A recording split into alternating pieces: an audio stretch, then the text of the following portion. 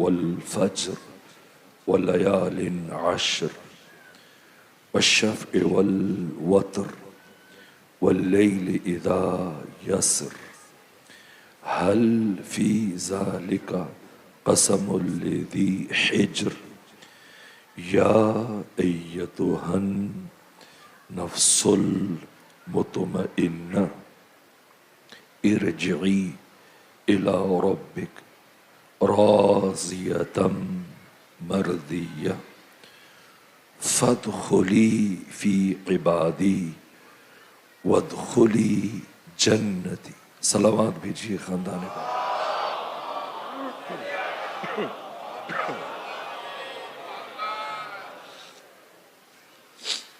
والفجر، مجھے فجر کی قسم. فجر یعنی وسیع شگاف. وقت فجر کو فجر اس لیے کہتے ہیں کہ یہ رات کی تاریکیوں کے پردوں کو چاک کر دیتا ہے اور دنیا میں روشنی کا آغاز ہوتا ہے، جس کے بعد انسان اپنے سامنے والی حقیقتوں سے آشنائی حاصل کر لیتا ہے کہ میرے سامنے کون ہے، دوست ہے، دشمن ہے، اچھا ہے، برا ہے، حق ہے، باطل ہے. یہ فجر 61 ہجری سے پہلے بنو امیہ کے ناپاک کردار جو اسلامی معاشرے میں سرایت کرنا شروع ہوا اور اب حق و باطل و خیر و شر، انسانی اخلاقی قدریں، ناموس بشر، چیزیں الجھنے لگیں.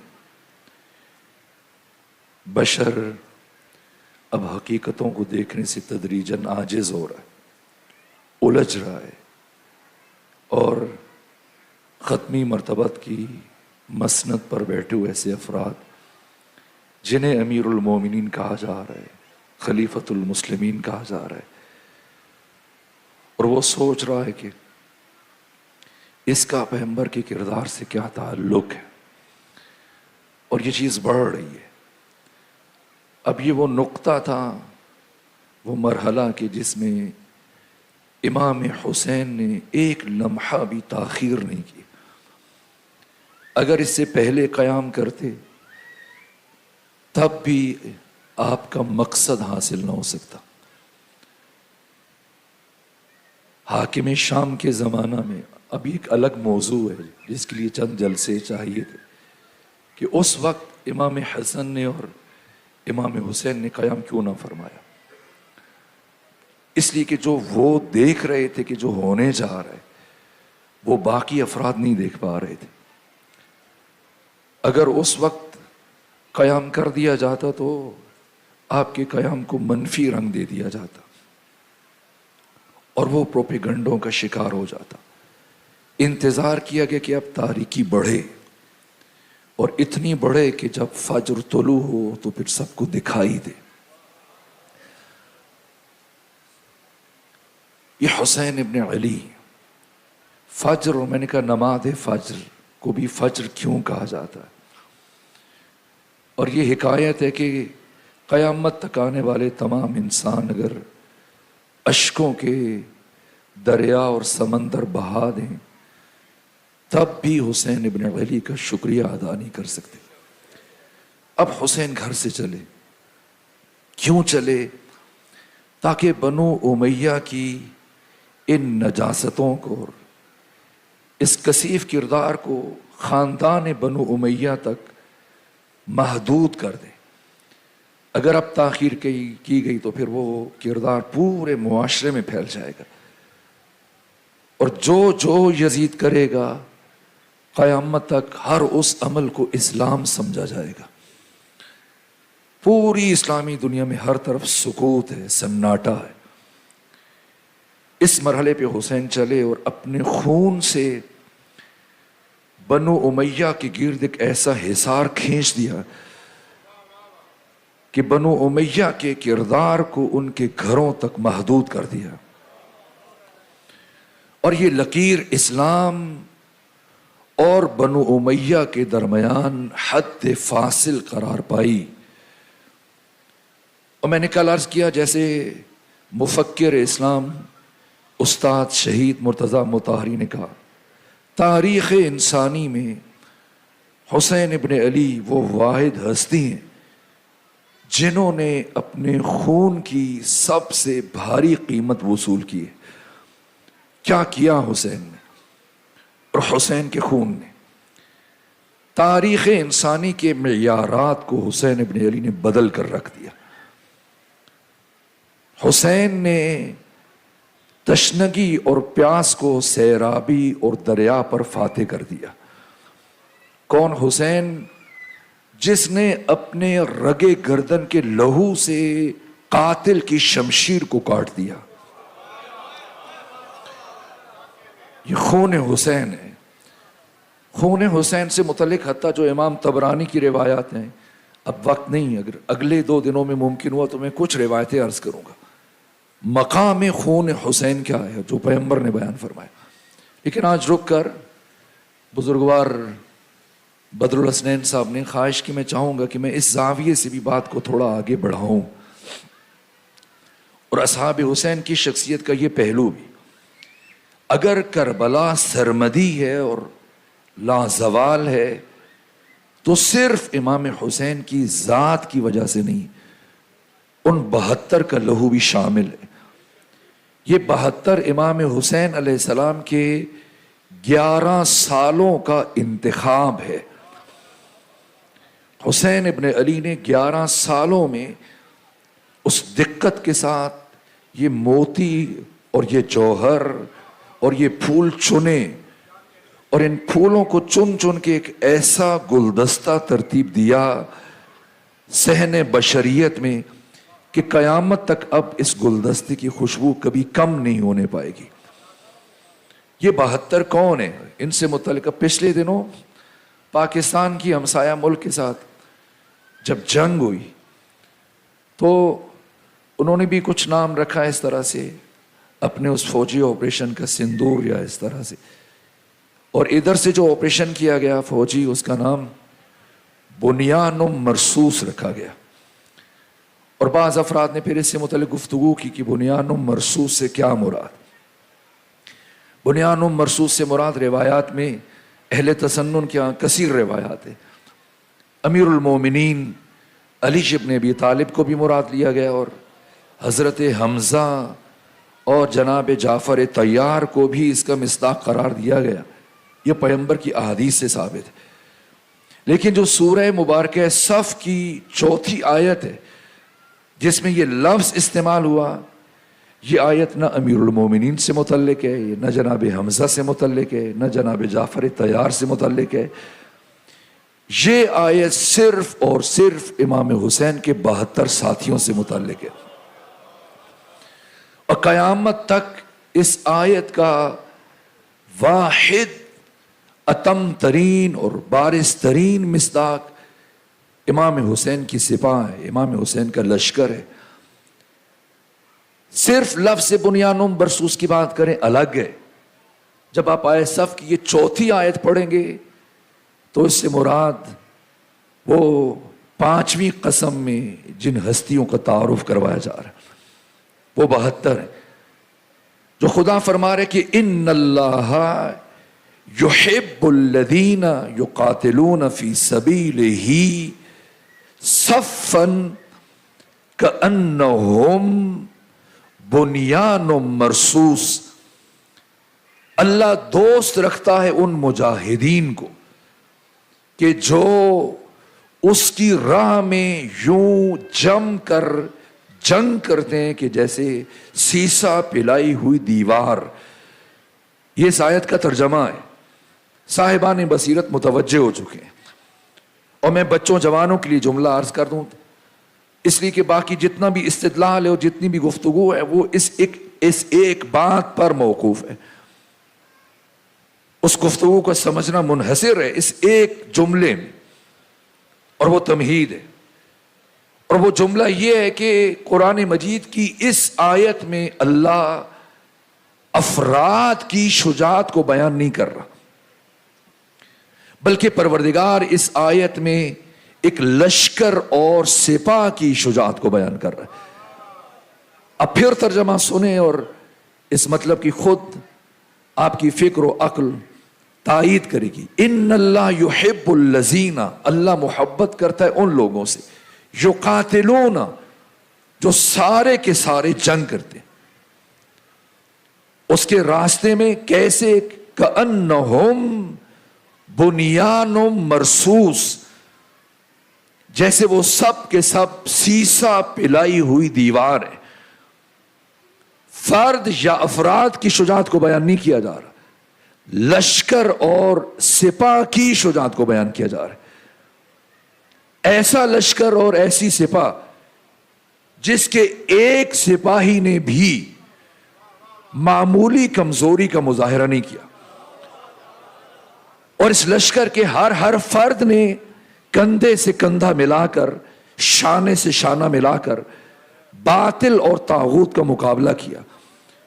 آئیں ڈھونڈے، ہمیں تاریخ اسلام کی طرف بھی نہیں جاتا کہ وقت نہیں ہے، ہم صرف تاریخ قرآن کی طرف بڑھیں اور صرف وہ لشکر بیان کریں جنہیں خود قرآن مجید نے بیان کیا، اور ان میں سے تلاش کریں کہ اللہ قرآن مجید کی آیت میں جس عظیم الشان لشکر کا تعارف کروا رہا ہے، اس کائنات میں اس کا مصداق کون ہے۔ اور جو اہم بات ہے یہ بھی ذہن نشین کر لیجیے کہ اگر ہم اس آیت کا مصداق تلاش نہ کر سکے تو قرآن مجید کی حقانیت اور صداقت اور سچائی قیامت تک کے لیے زیر سوال چلی جائے گی۔ غیر مسلم اور خود مسلمان اٹھ کر اعتراض کریں گے کہ قرآن خیالی باتیں کرتا ہے، افسانوی باتیں کرتا ہے، ایسی باتیں جن کی خارج میں اور عالم حقیقت میں کوئی وجود نہیں ہے۔ اس لیے تلاش کرنا ہے کوئی ایسا لشکر جس سے قرآن بیان کر رہا ہے، جس نے قرآن کی عزت کو بچایا، جس نے قرآن کی صداقت کو بچایا، جس نے قرآن کی حرمت کو بچایا۔ آئیے ڈھونڈے مل کر قرآن مجید کی آیات کے تناظر میں سب سے پہلا لشکر جسے قرآن مجید نے بیان کیا، یہ جناب طالوت کا لشکر ہے۔ حضرت طالوت جب اپنے لشکر کو لے کر چلے تو جناب طالوت نے لشکر والوں سے فرمایا، اے میرے لشکر والو، ان اللہ مبتلیکم بالنہر، اللہ تمہاری شجاعت کا امتحان لے گا ایک نہر کے ذریعے سے۔ کیوں؟ حضرت ابو الفضل عباس نے دریائے فرات پر پہنچ کر بھی پانی نہ پیا۔ اگر وقت ہوا تو میں اس جانب اشارہ کر دوں گا، وہ بھی اس آیت کی تفسیر میں، لیکن قرآن بیان کر رہا ہے کہ جناب طالوت نے کہا ان اللہ مبتلیکم بالنہر، اب پانی تو ہے تو کیوں روکا جا رہا ہے؟ عاقل کو یہ بات سمجھ میں نہیں آئے گی۔ اس لیے مرحوم اقبال نے کہا کہ بے خطر کود پڑا آتش نمرود میں عشق، اور جو مشورے دے رہے تھے حسین ابن علی کو کہ نہ جائیے، عقل ہے محو تماشا لب بام کھڑی۔ عشق اور عقل میں کیا فرق ہے؟ اس کو بھی اقبال نے بتایا ہے، کہا ہے خیرت کی عشق کی دونوں کی ہستی پر نظر۔ عشق بھی محترم ہے، عقل بھی محترم ہے، لیکن عشق کا مقام کیا ہے؟ یہ شہید نغمہ ہے، وہ مبتلا ساز ہے۔ اس لیے قرآن کہہ رہے ہیں ان اللہ مبتلیکم بالنہر، اللہ تمہاری شجاعت کا امتحان لے گا ایک نہر کے ذریعے سے۔ صرف میدان جنگ میں امتحان نہیں لیا جاتا۔ فمن شرب منہ فلیس منی، اتنے زیادہ پیاسے تو نہیں تھے طالوت کے لشکر والے، لیکن قرآن مجید کیا فرما رہے؟ جب جناب طالوت نے کہا کہ فمن شرب منہ فلیس منی، اس نہر سے جو شخص پانی پی لے گا وہ میرا سپاہی نہیں ہے، ہاں اتنی اجازت میں دیتا ہوں الا من اغترف غرفۃ بیدہ، اگر کوئی چلو برابر پانی پی لے تو کوئی حرج نہیں ہے۔ لیکن قرآن کیا کہتا ہے؟ فشربوا منہ الا قلیلا منہم، جتنے تھے سب کے سب پانی پر ٹوٹ پڑے سوائے چند کے۔ ایسا لشکر جو ایسی کمزوری دکھائے اور معمولی امتحان میں ناکامیاب ہو جائے، آپ بتائیں کیا ایسا لشکر اس عظیم ترین قرآنی آیت کا مصداق بننے کی صلاحیت رکھتا ہے؟ اس کے بعد جناب موسیٰ کا لشکر جسے قرآن مجید نے بیان کیا. جناب موسیٰ نے اپنے لشکر کو فرعون اور فرعونیوں کے ظلم سے نجات دلائی. پہلے تو جب دریائے نیل کے کنارے پہنچے اور دیکھا کہ پیچھے فرعون کا لشکر بھی چلا آ رہا ہے، گھبرائے اور جناب موسیٰ پر تانا زنی شروع کر دی. پریشان ہوئے اور خود جناب موسیٰ پر اعتراض کیا کہ کہاں لے کے آگے ہمیں، پیچھے آگ ہے، آگے پانی ہے، ہم تو مر جائیں گے. موسیٰ کلیم نے اپنا عصا دریائے نیل میں مارا، راستہ بنا. تو اب یہودیوں کا مزاج آپ کو پتا ہے، ایسے ہی پہلے بھی ایسے تھے، اب بھی ایسے ہی. پہلے چلا رہے تھے، اعتراض کر رہے تھے. آپ نے دیکھا جب وہ بنکر میں بند تھے اور کس طرح سے ایک دوسرے کے ساتھ لڑ رہے تھے، جھگڑ رہے تھے، خوف زدہ تھے، ڈرے ہوئے. یہ بزدل لوگ، خوف زدہ لوگ، یہ اس لیے بہادر ہیں کہ مسلمان کمزور ہو چکے، ان میں وحدت نہیں ہے. وہی نسل ہے، وہی اصل ہے، وہی شجرہ ہے، وہی خاندان ہے، وہی انداز ہے. پہلے گھبرائے ہوئے، ڈرے ہوئے، ہاتھ پاؤں پھولے ہوئے، اور پھر جیسی عصا مارا جناب موسیٰ نے اور رستہ بن گیا تو اب نخربازی پہ اتر آئے اور کہا ہم تو 12 قبیلے ہیں، ہم ایک سے تو نہیں جائیں گے. مزید 11 دفعہ عصا مارا جناب موسیٰ کلیم نے اور 12 رستے بنے اور سارے کے سارے ٹہلتے ہوئے صحیح سالم دوسری طرف چلے گئے، پہنچ گئے. ادھر فرعون کا لشکر آیا، دیکھا راستے تو بنے ہوئے اور یہ گزر کے جا رہے ہیں تو کوئی مسئلہ نہیں ہے، ہم بھی داخل ہو جاتے. کچھ گھبرا رہے تھے لیکن فرعون نے کہا پرواہ نہ کرو، وہ بھی تو گزرے، ہم بھی گزرتے. جیسی سارا لشکر دریا کے اندر منتقل ہوا تو اللہ نے پانی کو ملنے کا حکم دے دیا اور فرعون کا سارا لشکر غرق ہو گیا. لیکن موسیٰ کا سارا لشکر نجات پا گیا. مجھے یہاں علامہ نقن کے 2 خوبصورت جملے یاد آ جاتے ہیں جب میں یہ بات کرتا ہوں. ایک بات انہوں نے یہ کہی کہ یہ ایک معصوم کی طاقت ہے کہ وہ 12 قبیلوں کو نجات دے سکتا ہے. تو کیا 12 میں اتنی طاقت نہیں کہ مل کر ایک کو نجات دے سکیں، جن میں سے ہر فرد فخر موسیٰ ہے، مقام موسیٰ کا، ان 12 کا مقام کا. دوسری بات یہ کہ جناب موسیٰ کے جتنے ساتھی تھے سب اچھے نہیں تھے، اکثریت تانازنی کر رہے تھے، اور فرعون کے ساتھ سب برے بھی نہیں تھے، اچھے بھی تھے جو اسے سمجھا رہے تھے کہ چھوڑ دو، موسیٰ جا رہے ہیں، چلو واپس چلتے ہیں. لیکن فرعون کے تمام ساتھی غرق ہو گئے اور موسیٰ کے تمام ساتھی بچ گئے، محفوظ رہ گئے.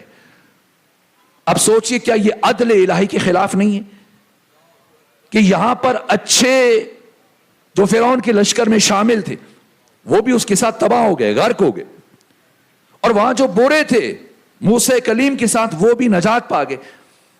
کیا یہ عدل الہی کے خلاف نہیں ہے؟ تو اس قرآنی واقعے سے ہمیں مزاج ربوبیت سمجھ میں آتا ہے کہ اللہ کبھی بھی صرف انسان کے شخصی اور انفرادی کردار کو نہیں دیکھتا، چاہے جتنا مرضی عمل لے کے چلا جائے. پروردگار کی نگاہ میں قیادت، سیادت، امامت اور رہبری اصل ہے. اگر امام اچھا ہے تو برا بھی نجات پا سکتا ہے، لیکن اگر امام برا ہے تو اچھا بھی ہلاک ہو جائے گا. اور جناب موسیٰ کلیم تمام ساتھیوں کو بچا کر دریائے نیل سے صحیح سالم دوسری طرف پہنچے، اور جب پہنچے تو سامنے فلسطین تھا اور فلسطین کی طرف اشارہ کیا جناب موسیٰ نے اور کہا کہ یا قوم ادخلوا الارض المقدسۃ التی کتب اللہ لکم، میری قوم بنی اسرائیل، یہ تمہاری موعودہ سرزمین ہے، تم اس میں داخل ہو جاؤ، کسی کی پرواہ نہ کرو. اتنا بڑا معجزہ دیکھا ابھی کہ ان کے پاؤں بھی خشک نہیں ہوئے، لیکن کیا جواب دیا کہ موسیٰ ہمیں یہ خبر ملی ہے کہ اِنَّا فِيهَا قَوْمًا جَبَّارِينَ، اس میں بڑے مضبوط لوگ، بڑے قوی ہیکل، قوی الجثہ، بڑے طاقتور اور شجاع لوگ رہتے ہیں فلسطین میں. وَإِنَّا لَنَدْخُلَهَا أَبَدًا مَا دَامُوا فِيهَا، جب تک یہ فلسطینی یہاں موجود ہیں ہم میں ہمت نہیں کہ ہم اس میں داخل ہو سکیں. اے موسیٰ اگر آپ کو جہاد کا اتنا ہی شوق ہے، فَاذْهَبْ أَنْتَ وَرَبُّكَ فَقَاتِلَا انہا ہونا قائدون، آپ خود چلے جائیں، اپنے رب کو لے کر چلے جائیں اور دونوں جا کر وہاں پر لڑ لیں. انہا ہونا قائدون، ہم تو یہیں بیٹھے ہوئے ہیں، ہم تو یہاں سے ہلنے والے نہیں ہیں. کتنا عرصہ بیٹھے؟ 40 سال بیٹھے. یہ قرآن مجید بیان فرما رہے. اس کا مطلب یہ کہ جناب موسیٰ کا یہ کمزور اور رقیق لشکر اس آیت کا مصداق بننے کی صلاحیت نہیں رکھتا. اس کے بعد جناب عیسیٰ آپ کا لشکر قرآن کے علاوہ خود انجیل نے بیان کیا ہے.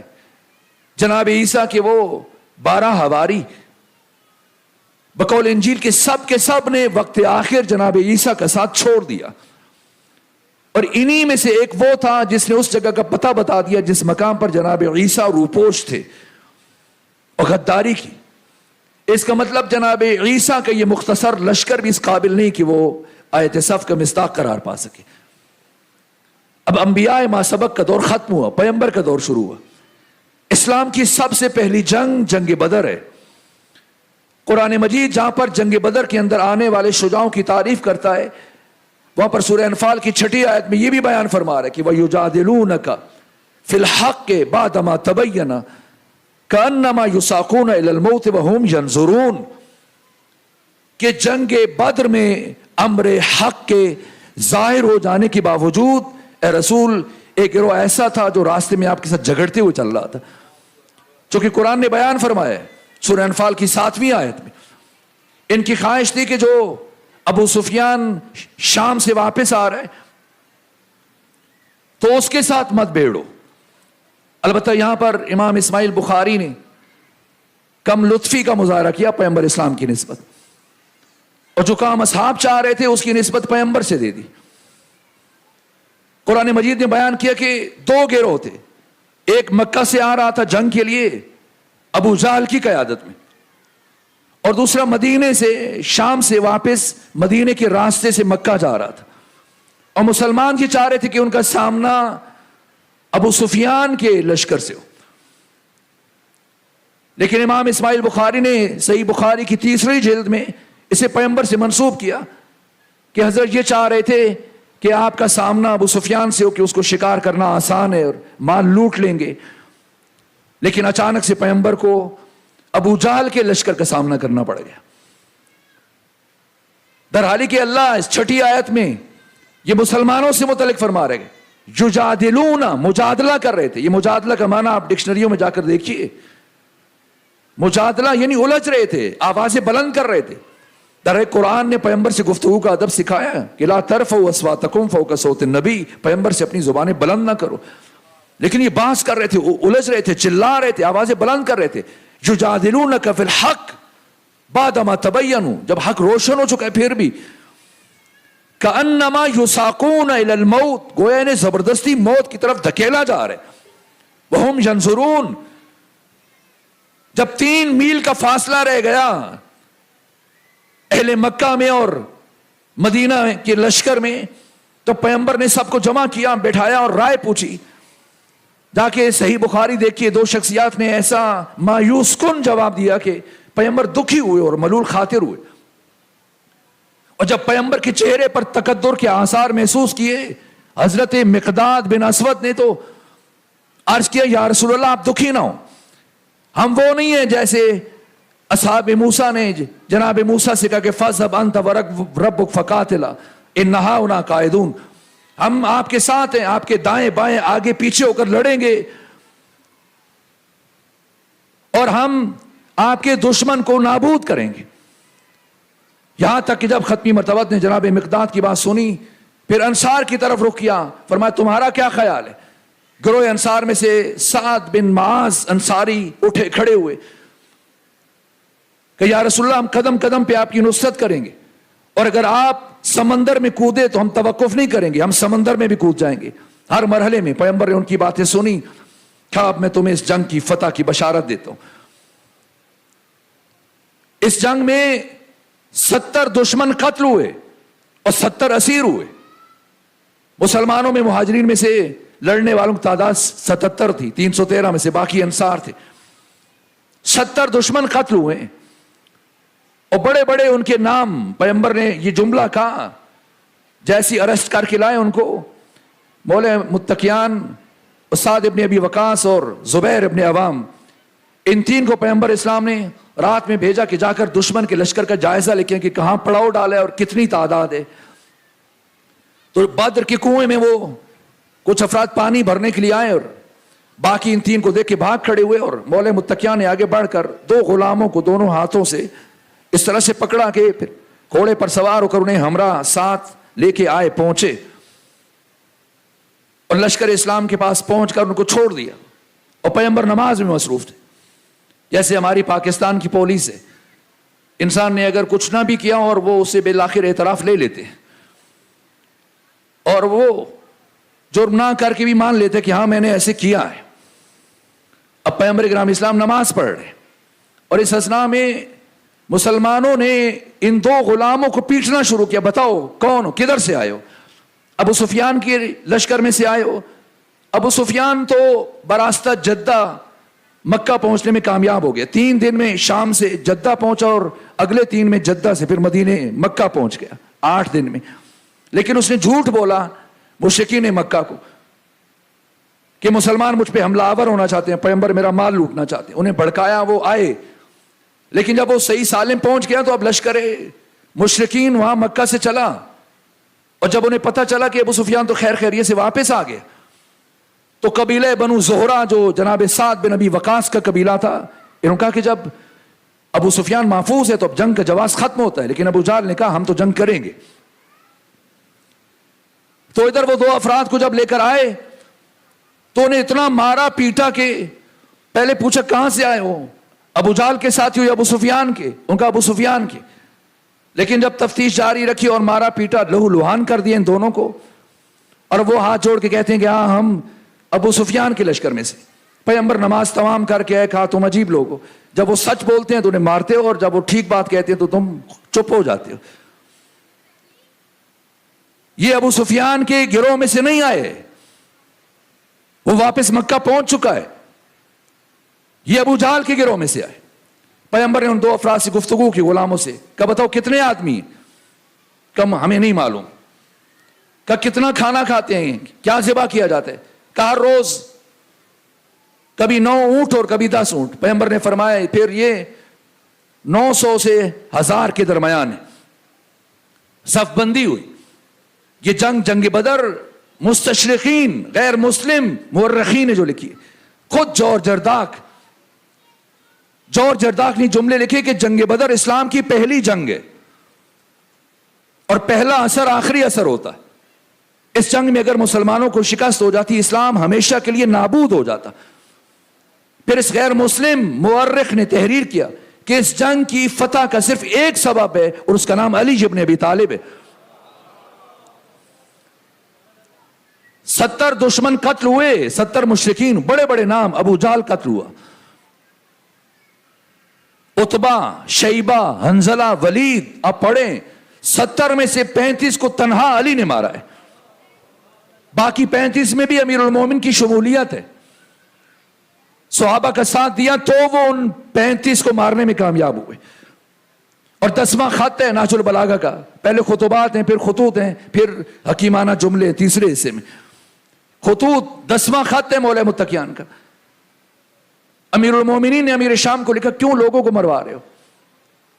میں وہی ہوں، انا ابو الحسن قاتل جدک و عمک و اخیک. میں وہی ابو الحسن ہوں جس نے بدر میں تمہارے نانا عتبہ کو بھی مارا تھا، شیبہ کو بھی مارا تھا، تمہارے ماموں ولید کو بھی مارا تھا، تمہارے بھائی حنظلہ کو بھی مارا تھا. ہر ایک پر علی نے تلوار نہیں چلائی. علی لوگوں کو زندگی دینے کے لیے، مارنے کے لیے نہیں آئے. جن کا مارنا ناگزیر کہ اب بشریت اور ان کی ہدایت کو کوئی امکان نہ ہوتا تھا. تو جنگ بدر میں کچھ شخصیتوں نے شجاعت کے کارنامے دکھائے، لیکن آیت صف میں افراد کی شجاعت کو بیان نہیں کیا جا رہا، لشکر کی شجاعت کو بیان کیا جا رہا. آپ مجھے بتائیں ایسا لشکر کہ جو سردار لشکر پر تانہ زنی کر رہا ہے اور جھگڑ رہا ہے، یہ قرآن بیان کر رہے، حدیث نہیں ہے. مبادہ کوئی کہے کہ غیر معتبر ہے اور سند ضعیف ہے، مجادلہ کر رہے ہیں، الجھ رہے ہیں پیغمبر کے ساتھ، چلا رہے ہیں.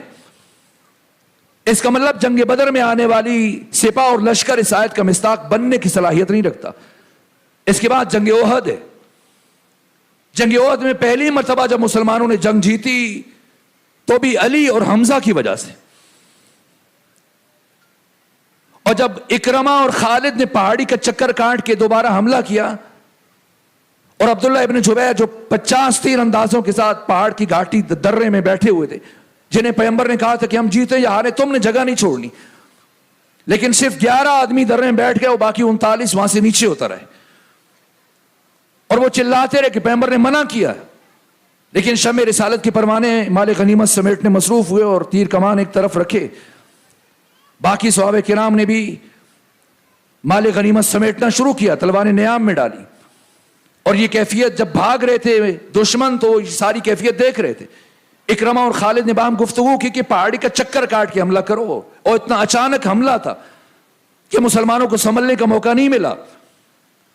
اور جب حملہ کیا لشکر کفر نے تو یہ قرآن بیان فرما رہے استسعدون ولا تلون علی احد والرسول یدعوکم فی اخراکم, کہ جنگ احد میں مسلمانوں تم پہاڑ پر چڑھے چلے جاتے ہو, رسول پیچھے پیچھے تمہیں آوازیں دے رہے تھے, مگر تم رسول کی آواز پر لبیک نہیں کہہ رہے تھے. یہاں تک کہ مولانا شبلی نے بھی تحریر کیا ہے کہ جب خالد اور اکرمہ نے پلٹ کر حملہ کیا اور مسلمان بھاگ کھڑے ہوئے تو میدان جنگ میں یا نبی نظر آ رہے تھے یا علی نظر آ رہے تھے.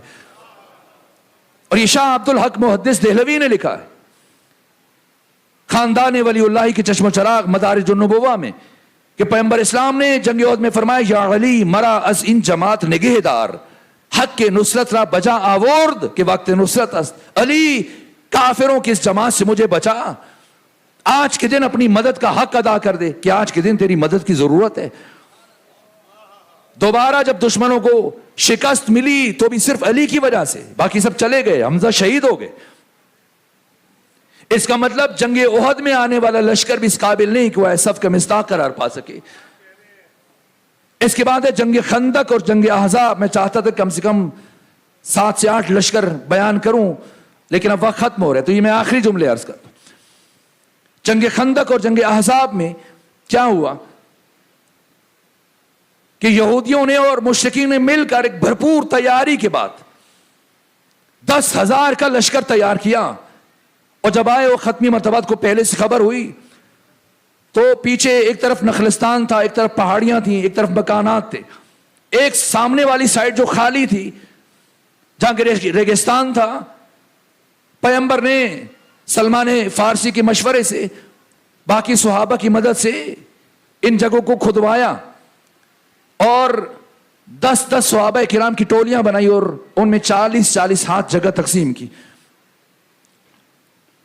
اور چند دنوں میں 5 گز چوڑی, 5 گز گہری اور 5 کلومیٹر لمبی خندق کھدوائی,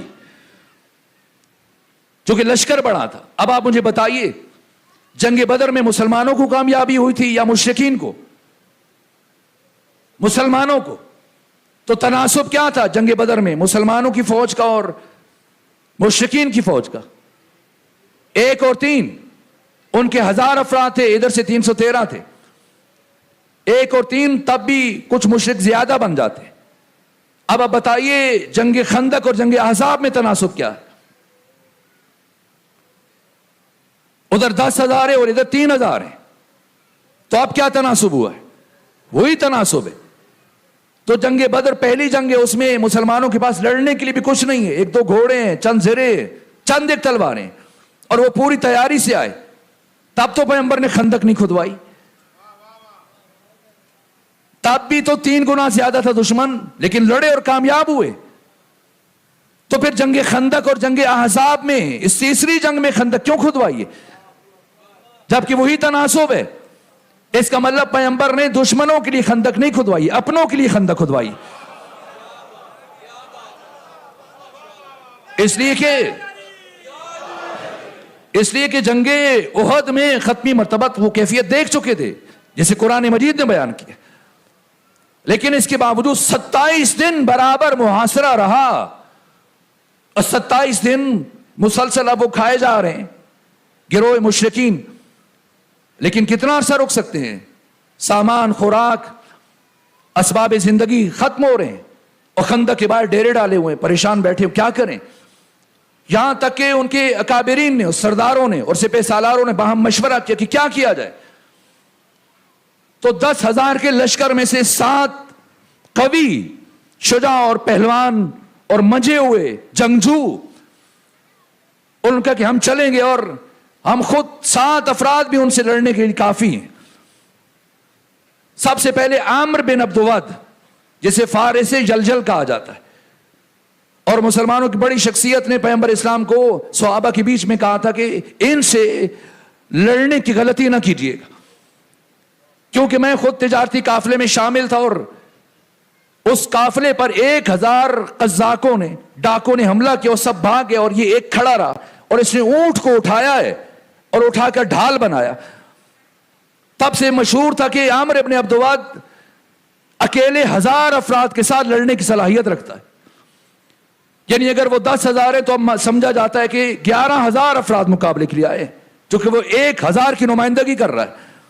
ایک عامر ابن عبد ود فارس جلجل, دوسرا اس کا بیٹا جو اس کے ہم پلہ تھا, قداور تھا, ایسی شجاع مانا جاتا تھا, حاصل بن عامر بن عبد ود. تیسرے مرحلے میں اکرمہ بن ابو جہل, چوتھے مرحلے میں منبع بن عثمان, پانچویں مرحلے میں عبداللہ بن نوفل, چھٹے مرحلے میں حبیرہ ابن ابی وہب, اور 7ویں مرحلے میں زرار بن خطاب فہری. یہ 7 ان کے بڑے بڑے جرنیل ہو, جنگجو, انہوں نے گھوڑوں کو ایڑ لگائی اور خندق کو عبور کیا. اگر دشمن میں بھی خوبی پائی جائے تو اعتراف کرنا چاہیے, اتنا دل گردہ ہے اور شجاعت ہے.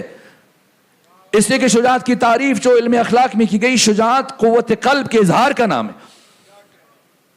تو باقی کا لشکر تو خندق کے اس پار ہے, اور یہ 7 افراد خندق کو عبور کر کے مسلمانوں کے بیچ میں آ گئے, اور سب سے آگے عامر ابن عبد ود کھڑا ہے, اور مسلمانوں پر ایسی عجیب سکوت کی کیفیت تاری, ڈرے ہوئے, سہمے ہوئے. صحیح بخاری پڑھ لیں, صحیح مسلم پڑھ لیں, حدیث کی بنیادی منابع پڑھ لیں, تاریخ کتابیں بعد میں آتی, سب خاموش ہے, پریشان ہے کہ اب کیا ہونے جا رہے. یہاں تک کہ کسی نے پیغمبر کو مشورہ دیا کہ کچھ آپ مال اور کچھ ثروت اور دولت دے کر اسے کوئی معاملہ کر لیں, ہم اسے لڑنے کی صلاحیت نہیں رکھتے, اکیلے عامر سے.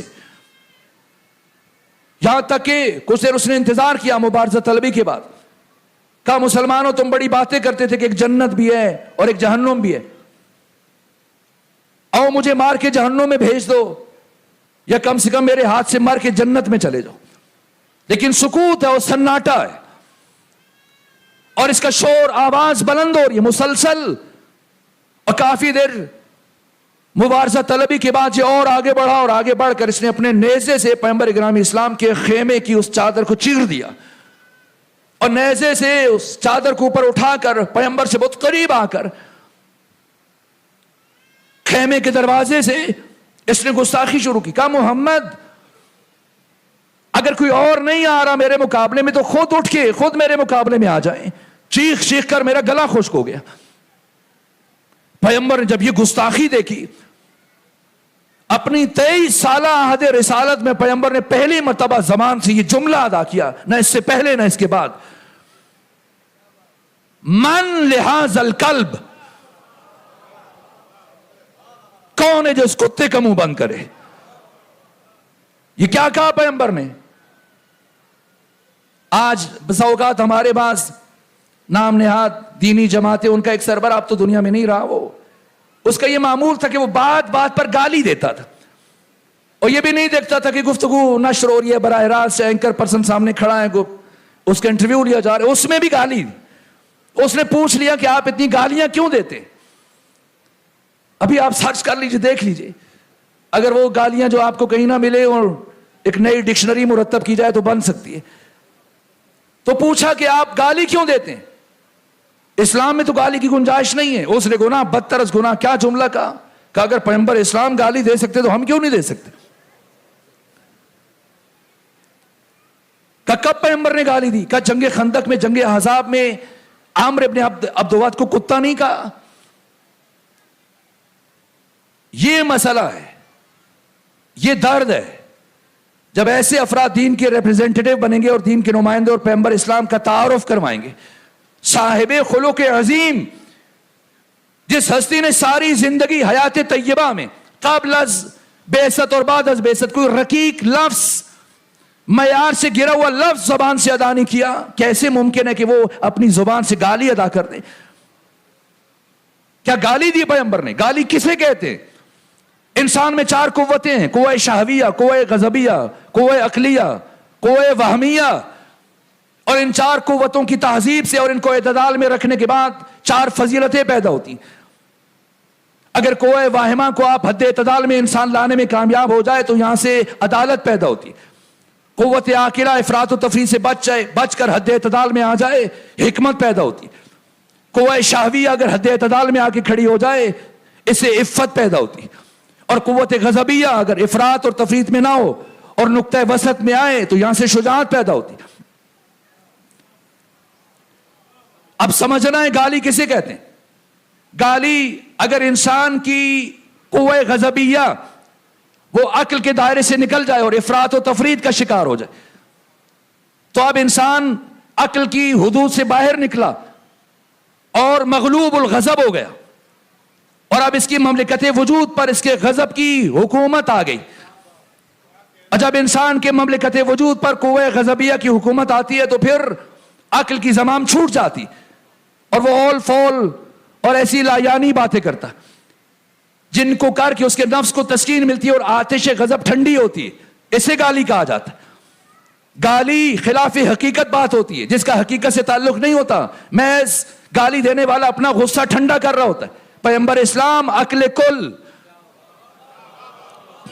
مجسم عقل، سراپا عقل، وہ ختمی مرتبہ جن کی زبان وحی الہی کے بغیر حرکت نہیں کرتی ہے، انہوں نے مغلوب الغضب ہو کر کسی کو نعوذ باللہ خاکم بدن گالی دے دی؟ نہ، پیغمبر نے گالی نہیں دی ہے۔ پیغمبر تاریخ لکھ رہے ہیں، پیغمبر ایک حقیقت بتا رہے ہیں کہ دیکھو، جان لو، سمجھ لو اور پہچان لو، اگر کوئی شخص اتنا زیادہ گر جائے درجہ اعتبار سے اور درجہ انسانیت سے، اور اس کی گستاخی اس حد تک آ پہنچے کہ وہ امام الانبیاء سید الرسل کے دروازے تک آ جائے اور اس دروازے کی حرمت کو پائمال کرے اور اس دروازے پر اپنی آواز کو بلند کرے، تو خبردار اس کی ظاہری شکل پر نہ جانا، اس کی ظاہری صورت پر نہ جانا، اس کے چمڑے اور اس کھال اور جلد پر نہ جانا۔ یہ بظاہر دیکھنے میں تمہیں انسان نظر آئے گا لیکن حقیقت میں یہ کتا ہے۔ اب اگر کوئی رسول کے دروازے پر آ کر گستاخی کرے وہ بھی حقیقت میں کتا ہے، اور اگر کوئی آل رسول کے دروازے پر آ کر گستاخی کرے اس کی حقیقت بھی یہی ہے۔ ختمی مرتبہ نے ان لفظوں کے ساتھ جب مسلمانوں کو للکارا، اٹھو، غیرت دلائی، مل لحاظ القلب، سکوت ہے، سناٹا ہے، یہاں تک کہ صرف ایک آواز بلند ہوئی، انا یا رسول اللہ، میں جاؤں گا۔ لیکن پیغمبر نے سکوت کیا، کہا علی آپ بیٹھیں، اور عامر ابن عبدواد ہر تھوڑے وقفے سے بار بار للکار رہا ہے اور پیغمبر سب کی طرف امید بھری نگاہوں سے دیکھ رہے ہیں، کوئی اٹھے، لیکن سکوت ہے، خاموشی ہے۔ دوبارہ وہی جملے تکرار کیے، پھر علی اٹھے، پھر پیغمبر اسلام نے بٹھایا، یہاں تک کہ پھر تیسری مرتبہ مسلمانوں سے اور اپنے لشکر اور اس سپاہ سے کہا کہ کون ہے جو اس کتے کا منہ بند کرے۔ وہ برابر بولے جا رہا تھا اور پیغمبر کی توہین کر رہا تھا، لیکن مسلسل سکوت اور سناٹے کے بعد پھر علی کھڑے ہوئے۔ میں دست ادب جوڑ کر بارگاہ رسالت میں عرض کروں، جب پہلی مرتبہ امیر المومنین اٹھے تو آپ اسی وقت بھیج دیتے، اتنی دیر تک اس کی نازیبا باتیں آپ کو سننا نہ پڑتی۔ تو پیغمبر اسلام حکیم امت اسلامی سمجھا کے جا رہے ہیں، مبادا مورخ ایسی خیانت کر دے ایک کہ جب پیغمبر نے کہا تو فوراً علی اٹھ کھڑے ہوئے اور وہ چلے گئے، اگر وہ نہ جاتے تو فلاں فلاں بھی جا سکتے تھے۔ پیغمبر اسلام نے حجت تمام کر دی اور اب علی کو آمادہ کیا، تیار کیا۔ وقت ختم ہو رہا ہے، میں باقی واقعات کو شاید عرض نہ کر سکوں، بس یہ ایک بات مکمل کر دوں۔ یہاں تک کہ علی چلے اور جب چلے پہلے کوئی اٹھ نہیں رہا تھا، اور اب حضرت کے چلنے پر بھی بعض افراد نے اعتراض کیا کہ علی متکبرانہ انداز میں چل رہے ہیں، لیکن اب لازم ہے میدان جنگ میں ایک مجاہد کو ایسے ہی جانا چاہیے۔ گئے عامر ابن عبداللہ سے جو گفتگو ہوئی طولانی ہے، حضرت نے فرمایا میں نے سنا تو نے کعبے کا غلاف پکڑ کے یہ کہا تھا کہ اگر کوئی شخص مجھ سے 3 باتیں کہے گا تو ان میں سے ایک ضرور مانوں گا۔ اس نے کہا کہاں تھا؟ حضرت نے تینوں باتیں کہیں، بالآخر بات جہاں تک پہنچی گئی نیچے آؤ، تم گھوڑے پر اور میں پیدل ہوں، اور آتی اس نے کیا کیا آپ جانتے ہیں، بس میں ایک نتیجہ عرض کرنا چاہتا۔ اور حضرت نے جب چوتھی مرتبہ اس کو زندگی کے لیے موقع دیا، اس لیے میں عرض کروں کہ علی مارنے کے لیے نہیں آئے، زندگی دینے کے لیے آئے۔ علی نے صرف اور صرف مجبوری میں تلوار اٹھائی جب اسلام اور پیغمبر اسلام اور ناموس مسلمین خطرے میں تھی اور اس کی بقا منحصر تھی شمشیر علی میں، ورنہ اپنے عامر ابن عبداللہ جیسے دشمن کو بھی 4 موقع دیے، اسلام قبول کرو واپس چلے جاؤ، اور دوسری بات اگر اسلام قبول نہیں کرتے تو جاؤ کسی اور کو بھیجو، تم نہ ہو، تیسری بات کہ نیچے آ جاؤ اور وار کرو خود کو اگر بچا سکتے ہو، مجھے مار کے خود کو بچا لو، موقع دیا وار کرو، اس نے وار کیا ہے، اور اس کا وار اتنا قوی تھا، یہ پہلی جنگ ہے جس میں علی کی تلوار کا اگلا حصہ ٹوٹ گیا اور علی کی ڈھال کٹ کے 2 حصوں میں بٹ گئی، اور آپ کا خود کٹا اور حضرت کا سر مبارک بھی زخمی ہوا ہے۔ عامر ابن عبدالود اس نے جب وار کر لیا تو حضرت نے فرمایا کہ اب سنبھلنا ہے، اب ابو طالب کا بیٹا وار کرے گا، اور ایسا وار کیا کہ چشم زدن میں اسے حرف غلط کی طرح سے مٹا دیا، مٹایا، اور وہ زمین پر تڑپنے لگا۔ جب اسے تڑپتا دیکھا تو اب منبع بن عثمان جو منجھا ہوا شجاع تھا اور تیر انداز مانا جاتا تھا، وہ بھی سامنے سے دوڑا، اور دوسری طرف سے حاصل بن عامر بن عبدالود، یہ دونوں آئے مخالف سمتوں سے، ادھر سے ایک آ رہا ہے حملے کے لیے اور ادھر سے دوسرا آ رہا ہے۔ اب بیک وقت علی یا تو منبع بن عثمان سے لڑے یا حاصل بن عامر بن عبدالود سے لڑے، تو یہ علی نے کمال سرعت سے ایک مرتبہ تیر جوڑا اور وہ منبع بن عثمان پہ چلایا، اور وہ کچھ وقفے کے بعد اس کی موت ہوئی، اور ادھر پلٹے اور حاصل بن عامر بن عبدالود کو اگلی لمحے وہیں پہنچایا جہاں اس کا باپ پہنچ چکا تھا۔ 3 کو مارا ہے۔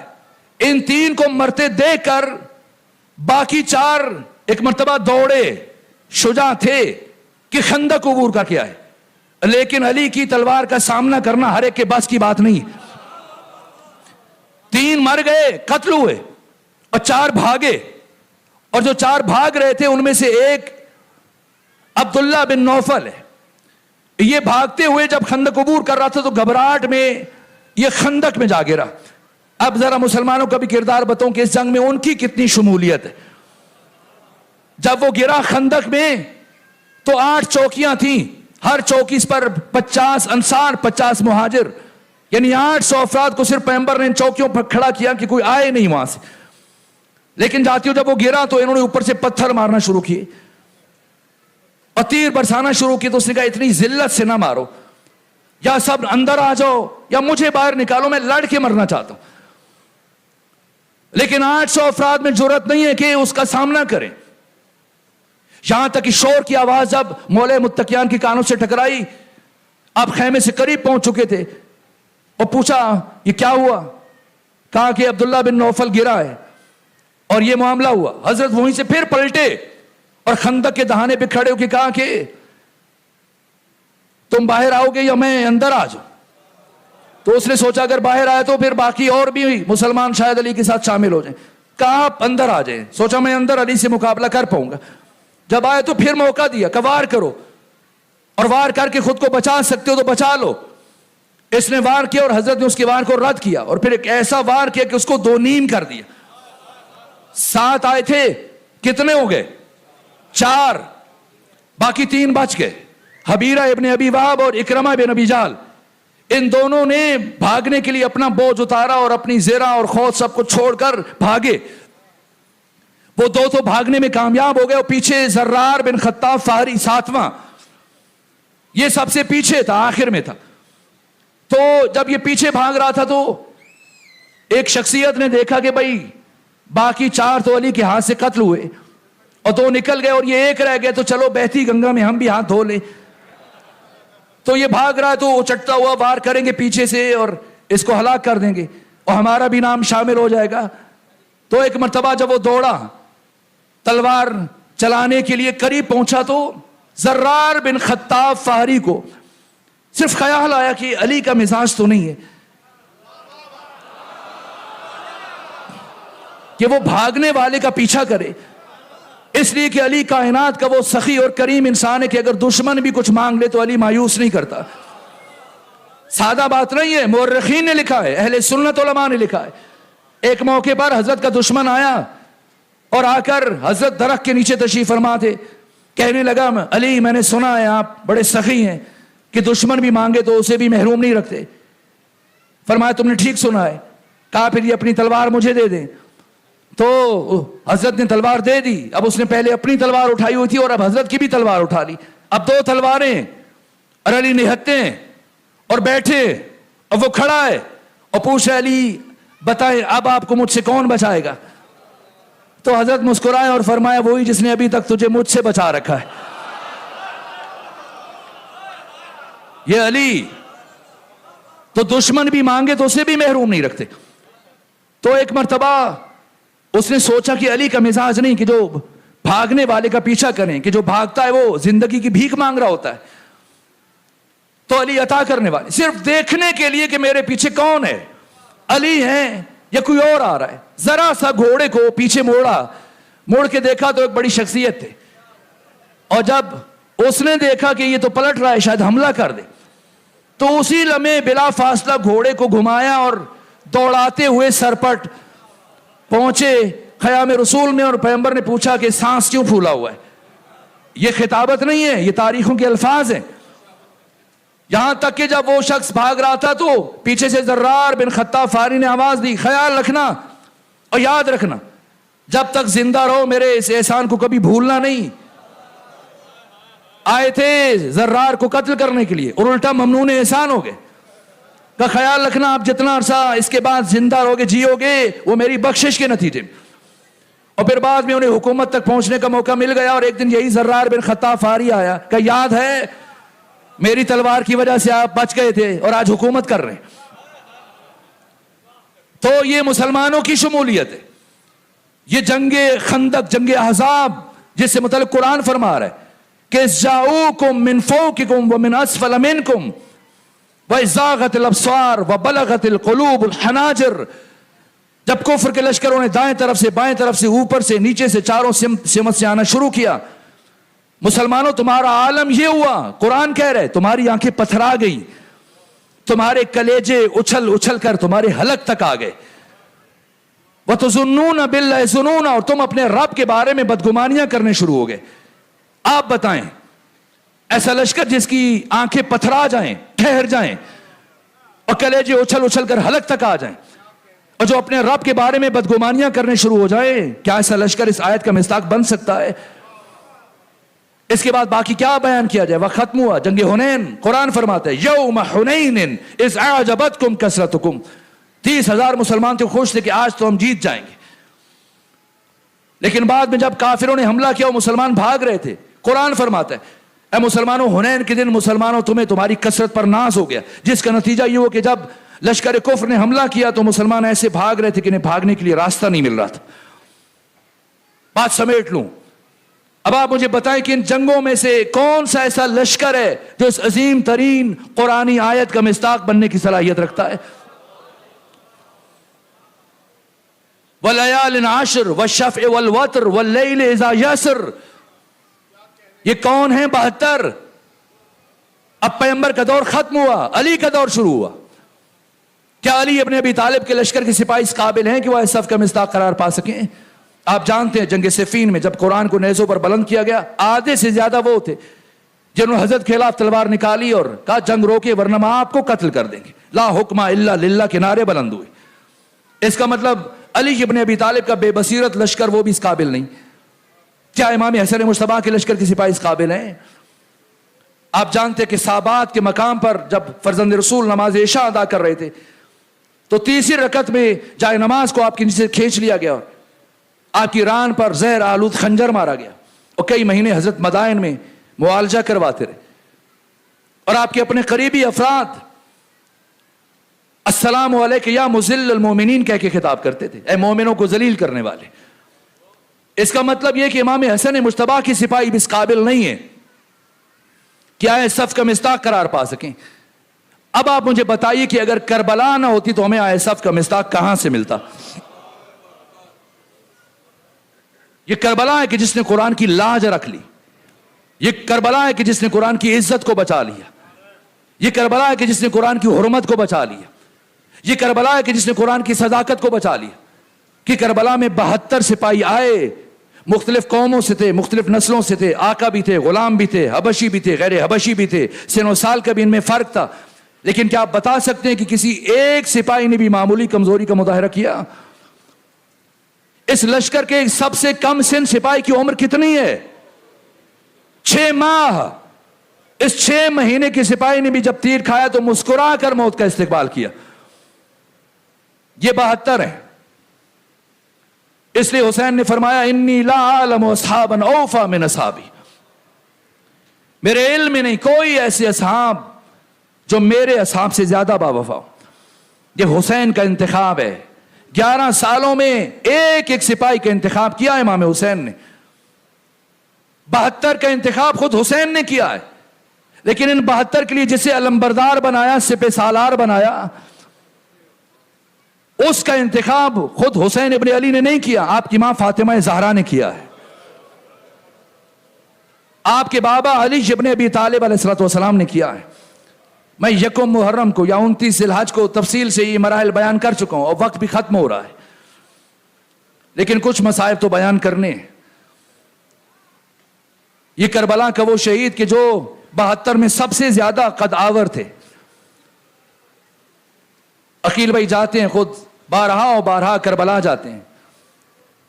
آپ بھی جب جائیں تو دیکھیے گا، آپ کی سیرت و صورت سے متعلق لکھا گیا کہ جب گھوڑے پر بیٹھتے تھے اگر پاؤں رکاب سے نکالیں تو وہ زمین پر خط کھینچتے تھے.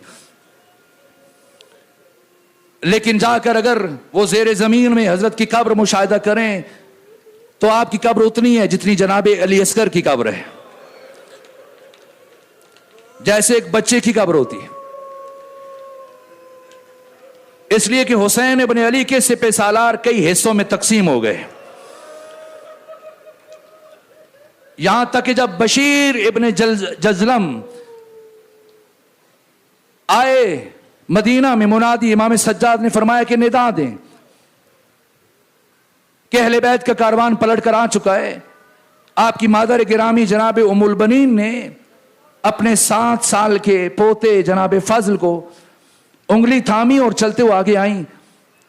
اور جیسی الفاظ سنے کہ بشیر بن جزلم کہہ رہے ہیں الا یا اہل یثرب قد قتل حسین ابن علی بکربلا، حسین ابن علی کو کربلا میں شہید کر دیا گیا. قریب آئیں گھبراہٹ میں، پوچھتی ہیں اے بشیر یہ کس حسین کی بات کر رہے ہو؟ کہ جناب ام البنین وہی حسین جو پیغمبر اسلام کے نواسے ہیں، جو علی و بطول کے لخت جگر ہیں. جناب ام البنین نے ایک مرتبہ فرمایا کہ میں نہیں مان سکتی کہ عباس کی زندگی میں حسین شہید ہو جائیں. جناب بشیر نے عرض کیا ہے جناب ام البنین عباس حسین سے پہلے شہید ہوئے. کہ کیسے شہید ہوئے؟ کہ کسی نے ان کے سر پر گرز مارا تھا. کہ میں نہیں مان سکتی، میرا عباس اتنا قد بلند تھا جو بچپنے میں 2 انگلیوں سے گرز کو نیچے گرا دیتا تھا اگر کوئی گرز پھینکا جائے. کیسے ممکن ہے کہ کوئی گرز ان کے سر پہ مارا جائے اور وہ اس کو روک نہ سکیں؟ کہ جناب ام البنین مجھے معاف کیجئے گا، جب گرز ان کے سر پر مارا گیا تب ان کے ہاتھ کٹ چکے تھے. یہ سنا جناب ام البنین کے ہاتھ سے عصا چھوٹ گیا، بی بی زمین پر بیٹھ گئی اور اتنا گریہ کیا کہ آپ کی چیخ نکل گئی. بشیر پوچھتا ہے بی بی کیا ہوا، کیوں اس طرح سے گریہ کر رہی ہیں؟ کہ بشیر یہ سوچ رہی ہوں جب بازو کٹ جاتے ہیں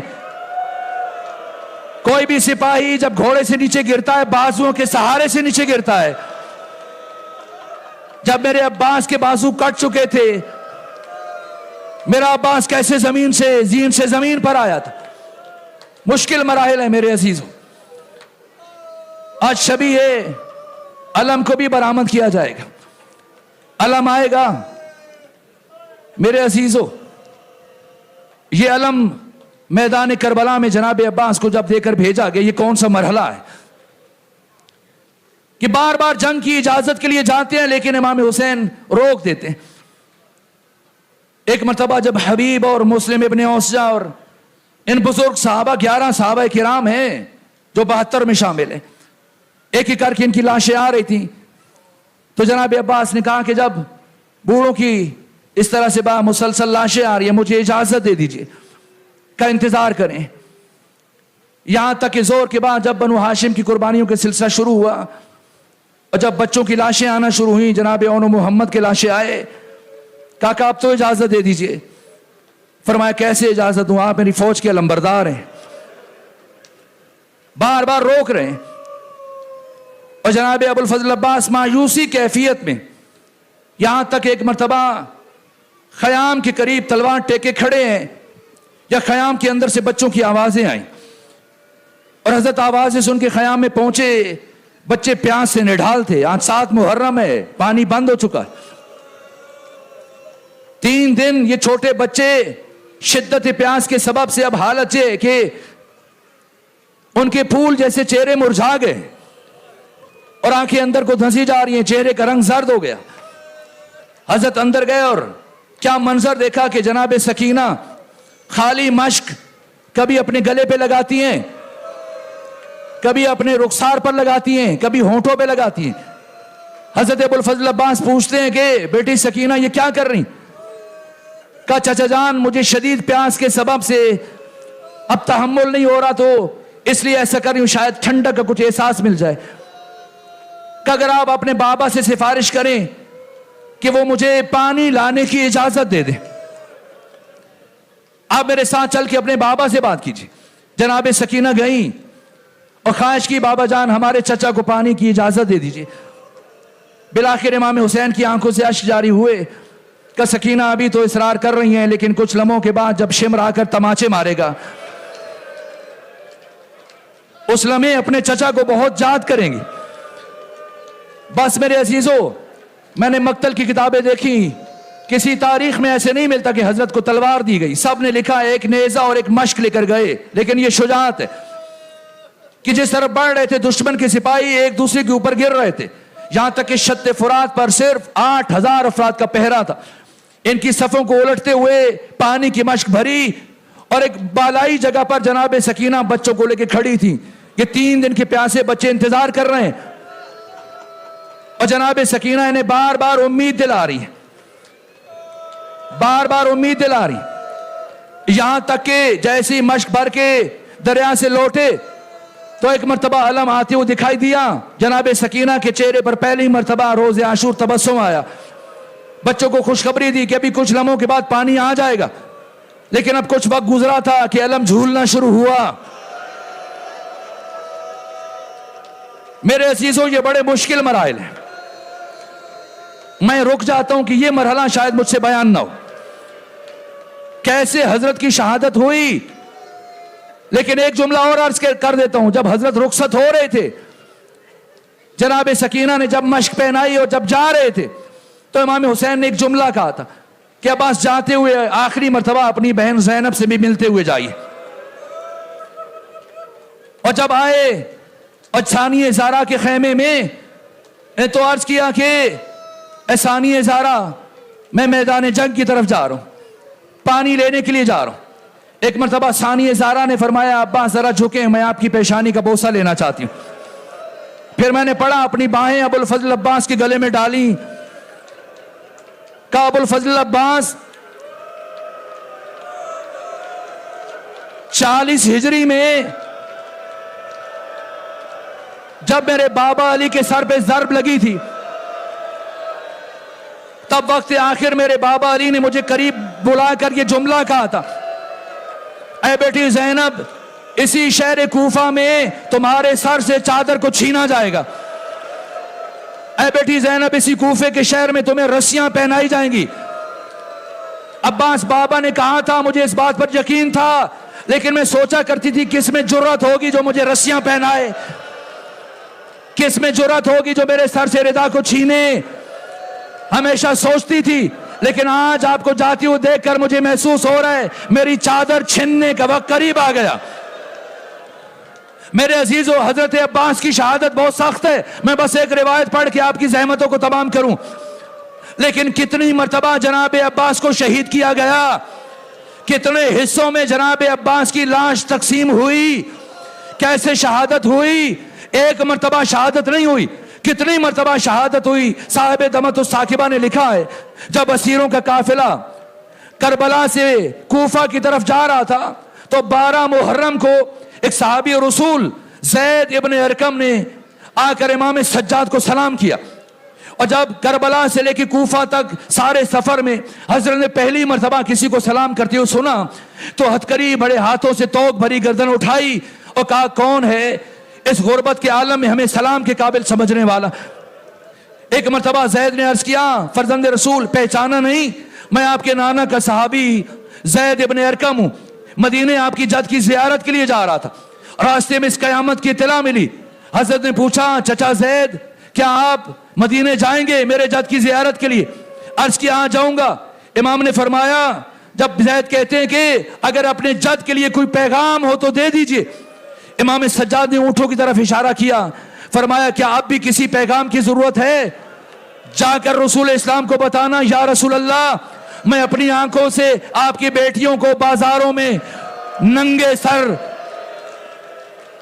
نامحرموں کے درمیان چھوڑ آیا ہوں. بس وہ جملہ جس کے لیے میں آپ کو زحمت دے رہا ہوں. اس کے بعد روایتوں میں ہے جناب زید نے شہیدوں کے سروں کی طرف دیکھا.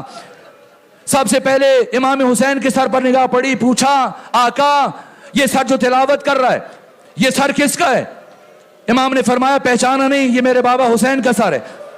کہ یہ 2 سر ایک ساتھ نظر آ رہے ہیں, یہ سر کہا یہ میری پھوپھی زینب کے اون و محمد کے سر ہیں.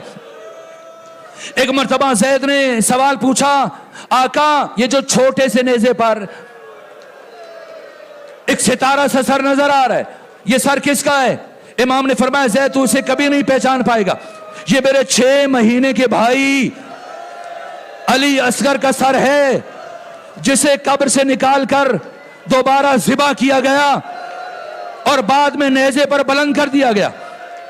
وہ جملہ جس کے لیے میں یہ روایت شروع کی تھی. ایک مرتبہ جناب زید نے گھوم کر شہیدوں کے سروں کی طرف دیکھا اور دیکھنے کے بعد کہا آقا کیا عباس نے ساتھ نہیں دیا؟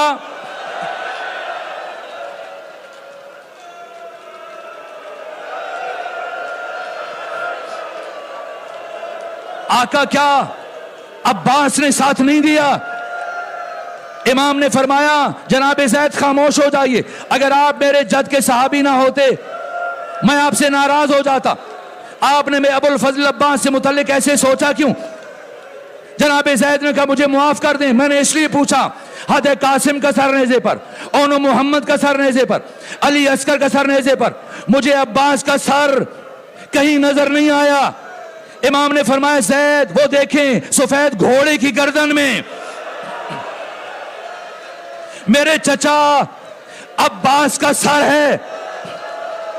اگر برداشت کر سکے تو ایک جملہ عرض کروں, جا کے مقتل کی کتابیں دیکھیے گا کہ جناب عباس کا سر گھوڑے کی گردن میں کیسے آویزاں کیا گیا. جو میں نے پڑھا ہے جناب عباس کے ایک کان سے سوراخ کیا گیا, دوسرے کان تک سوراخ کیا گیا, پھر اس میں سے رسی کو گزارا گیا